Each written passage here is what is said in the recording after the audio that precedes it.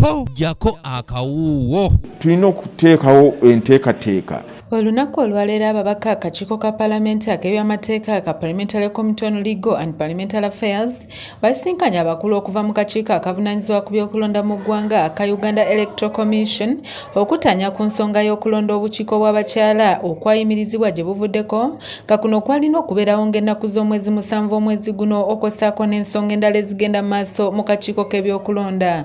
The effect on the suspension of holding the Women Council's elections. The budgetary implication of holding separate elections for women councils and local councils. The current number of lower local governments and administrative units and those of 2016 irrespectively.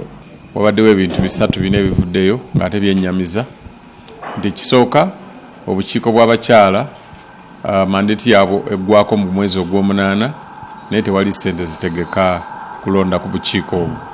Ekyokubiri nti amaka akakiiko ka Electoral Commission ku Jinja Road balina okuba nga olwedde baasenguka ne bavaawo ne bagenda mu kifo kyabwe ekirala kye baali bafunye butabika tusobose oluguudo lwa flyover okuyitawo kuba baamala dda n'okubaliyira ng'ekitongole kya UNRA naye ate wakyaliwo okulumangana. Bano nga bakulembeddwamu ssentebe w'akakiiko kano omulamuzi Simon Mujenyi Byabakama ssaako omuwandiisi omukulu mu kakiiko kano babulidde akakiiko ka Paalamenti nti ekiseera ekirambikibwa mu mateeka okulonderamu obukiiko bw'abakyala kiggwako omwezi ogujja ng'okulonda kuno okwasemba okubeerawo mu mwaka gwa 2018. Honourable Chair, the budget for the conduct of women committees and councils is summarized in Table 4. This was requested, and this is the budget. It runs from page 6 up to page 9. It's a total of 35,677,346,723. That's the total we have, and out of this we only have 15.68.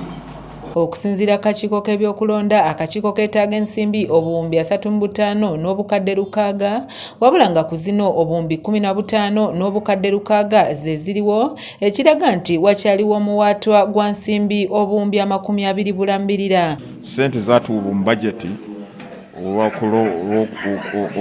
okuteekateeka okulonda ku bukiiko bw'abakyala ziri buwumbi 15 n'obutikitiki. Naye mu mbalire yaffe gye twaleeta wano mu Paalamenti ssente zaali zeetaagibwa ziri buwumbi 35 n'obutikitiki. Kiba kitegeeza nti ssente zibulako ziri buwumbi 20.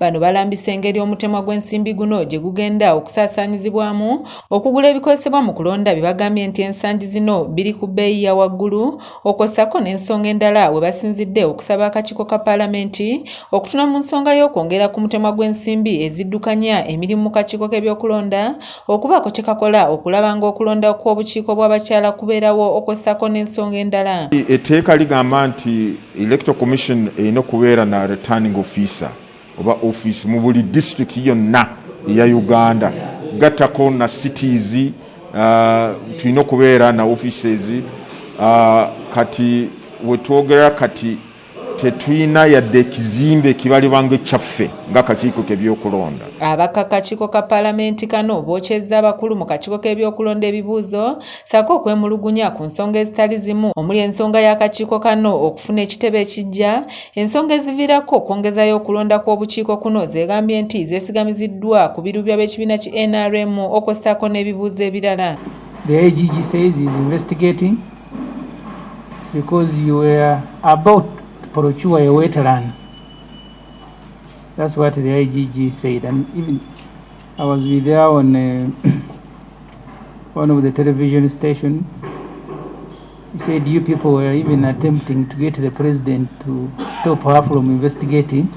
But it's a supplementary budget kubanga tutegera obukulu obw'okulonda obukiiko buno okusingira ddala obwerosi biri ebirala byonna biyinza okulinda. Okulonda kuno kwakuddukanyizibwa ku byalo ebiwerera ddala emitwalo 7 mu 2023 nga ku bino ebyalo 1911 byakatondebwawo okuva ku byalo emitwalo 6,939 ebyaliwo mu mwaka gwa 2018.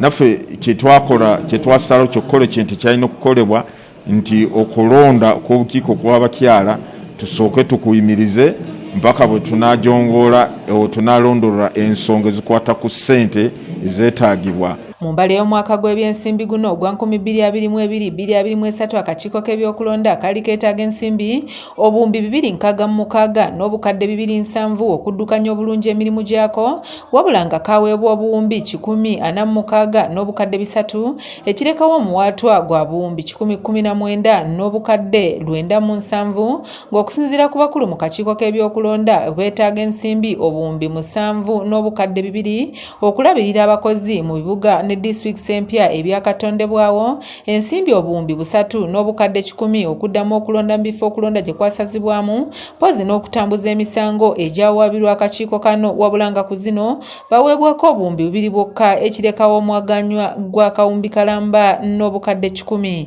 Ndi Sarah Nandawula kula ABS TV Jakakawuwo. The whole issue ebikwatagana ku bintu bya okulonda by'abakyala has been money.